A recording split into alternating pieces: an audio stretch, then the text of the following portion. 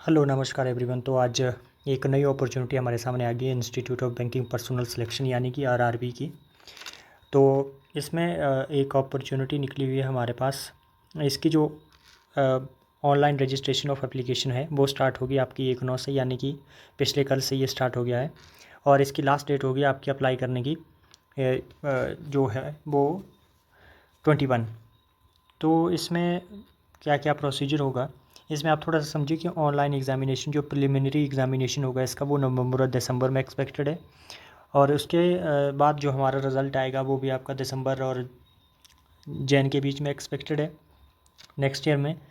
उसके बाद जो हमारा मेंस होगा और उसके बाद जो भी आगे का प्रोसेस है वो इसमें आप पढ़ सकते हैं खुद इस नोटिफिकेशन को भी एक बार। तो इसमें आपको ये सब देख सकते हैं इसमें, जैसे कि online examination men's single officers ओए के लिए दिसंबर 2025 में। तो इसमें ये सब प्रोसीजर इसमें डिस्कस किया हुआ है।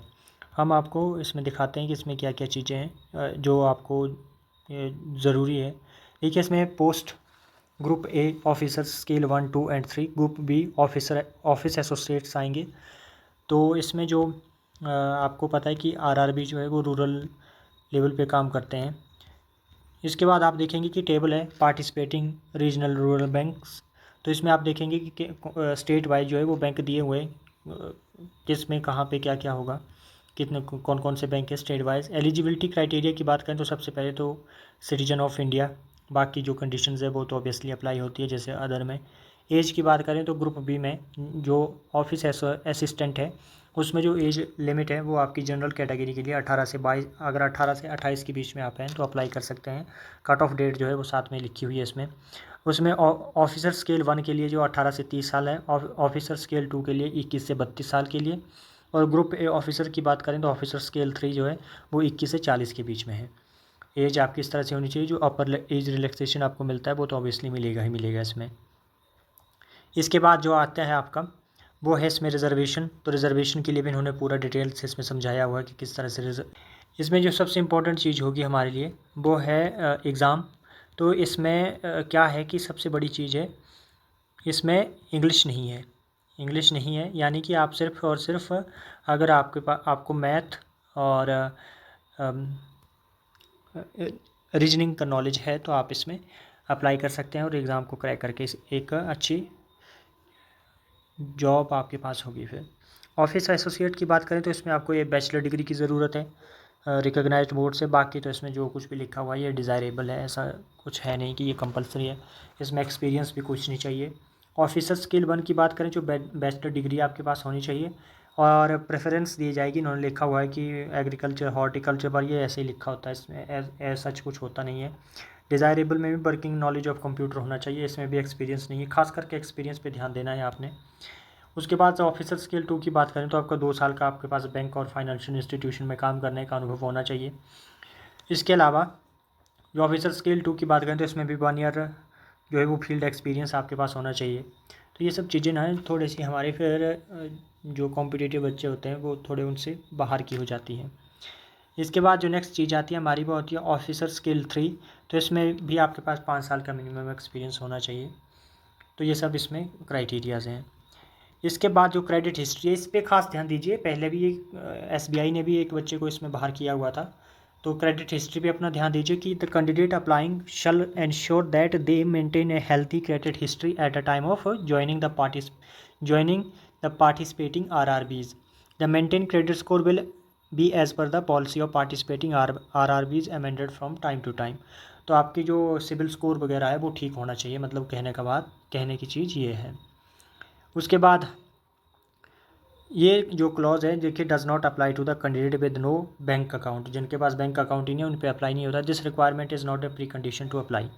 फिर एप्लीकेशन फ़ी जो है आपकी वो ऑफिसर स्केल 1, 2 एंड 3 के लिए जो है वो आपकी जनरल के लिए 850 है और अदर कैटेगरी के लिए आपकी 175 होगी। उसके बाद अगर मैं बात करूँ आपकी ऑफिस असिस्टेंट के लिए तो इसमें भी आप देखेंगे कि 850, 175। तो ये देखिए इसमें जो ऑनलाइन एग्जामिनेशन का पैटर्न जिसकी मैंने आपसे बात की थी वो इसमें रीजनिंग न्यूमेरिकल एबिलिटी 40 क्वेश्चन आएंगे। 45 मिनट्स का एग्ज़ाम होगा आपका और उसमें से आपको, और इसमें ये भी ध्यान दीजिए कि आपको इसमें सेक्शनल कट ऑफ क्वालिफाई करनी पड़ेगी। आपको इसमें सेक्शनल कट ऑफ होगी इसमें, तो आपको वो क्लियर करना जो है वो कंपलसरी होगा सब्जेक्ट वाइज। उसके बाद अगर हम ऑफिसर स्केल 2 की बात करें तो उसमें रीजनिंग और क्वांटिटेटिव एप्टीट्यूड आपका सिलेबस होगा। 40 क्वेश्चन दोनों सेगमेंट से आएंगे और 80 मार्क्स कैरी करेंगे, और इसमें भी आपको 45 ही मिनट मिलेंगे। मेन एग्जामिनेशन की बात करें ऑफिस असिस्टेंट के लिए, तो उसमें आपको क्या आएगा, 40 question from reasoning, 40 computer, 40 general awareness, 40 question English से और हिंदी से, और देन उसके बाद न्यूमेरिकल एप्टीट्यूड। मेरे हिसाब से इसमें 200 क्वेश्चन होंगे और 200 मार्क्स भी होंगे और 120 मिनट आपको टाइम दिया जाएगा, तो ये भी आपने ध्यान देना है। ऑफिसर स्केल 2 में भी सेम पैटर्न्स आपको देखने को मिल जाएगा। देखिए ये जो मार्क किए हुए हैं ए बी, इनमें से आपको इंग्लिश और हिंदी में से जो है एक ऑप्ट करना होता है। जो चार हैं ए और बी में से कोई एक आप हिंदी या इंग्लिश चूज कर सकते हैं अपने अकॉर्डिंग, जो आपको ठीक लगता है। तो इस तरह के इसमें पैटर्न्स रहेगा। इसमें जो देखिए लैंग्वेज आनी चाहिए आपको, मीडियम ऑफ एग्जामिनेशन कहाँ पे क्या क्या होगा, स्टेट वाइज भी दिया हुआ है। जैसे हिमाचल की बात करें तो इंग्लिश हिंदी है, तो आप अपने स्टेट के अकॉर्डिंग जो है वो यहाँ पे देख सकते हैं। फिर उसके बाद देखिए इसमें जो ऑफिसर स्केल 2 आएंगे उसमें क्या क्या होगा चीज़ें, वो भी इसमें सिंगल लेवल एग्जामिनेशन जो होगा ये है। तो उसमें हम देखेंगे कि reasoning, computer, financial awareness, English language, Hindi, तो ये भी इसमें भी आपको वही पैटर्न ऑलमोस्ट देखने को मिल जाएगा। मार्क्स इसमें थोड़े ऊपर नीचे हैं, पर मार्क्स भी इसमें क्वांटिटेटिव एप्टीट्यूड, तो सब्जेक्ट वाइज जो मार्क्स हैं वो थोड़े अलग हैं। उसके बाद भी आप इसमें देखेंगे स्पेशलिस्ट कैडर है, इसमें ऑफिसर स्केल 3 है, तो ये सब चीज़ें इसमें देखेंगे आप। Penalty, there will be penalty for wrong answers, क्या कितनी पेनल्टी होगी, 1/4 मतलब 0.25 मार्क्स जो है आपके डिडक्ट होंगे अगर आपने क्वेश्चन गलत किए तो एक क्वेश्चन का। तो इस तरह से जो score obtained in the online examination, उसके बाद आपका फिर होगा इंटरव्यू वगैरह, और इंटरव्यू ऐसा कोई इंटरव्यू तो नहीं, पर फिर भी मेरिट लिस्ट के हिसाब से पोस्ट सभी के लिए इंटरव्यू नहीं होगा। For the post of officer scale 2, generalist and specialist and scale 3, marks obtained in the single level online examinations will be considered for short listing for interview and final merit. तो इस तरह से इसका examination होगा। Examination centre की बात करें तो वो भी आपको ध्यान देना है कि कहाँ कहाँ पे आपको एग्जामिनेशन सेंटर मिलेंगे। तो आपको जो हर स्टेट में जो है वो एग्जामिनेशन सेंटर जो है वो प्रोवाइड करवा दिए जाएंगे।